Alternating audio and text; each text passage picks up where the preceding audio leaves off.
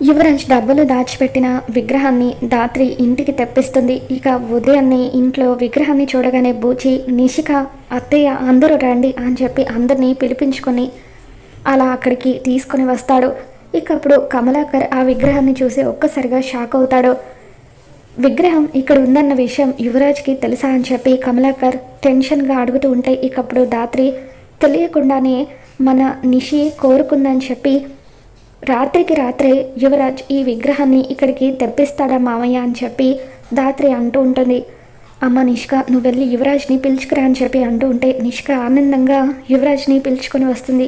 ఇకప్పుడు యువరాజ్ విగ్రహాన్ని చూసి షాక్ అవుతూ, బాబాయ్ ఇది మన ఆఫీస్లో ఉండాల్సిన విగ్రహమే కదా అని చెప్పి అంటూ ఉంటే, అవును యువరాజ్, ఇక్కడికి ఎలా వచ్చిందో తెలియడం లేదు అని చెప్పి కమలాకర్ అంటూ ఉంటాడు.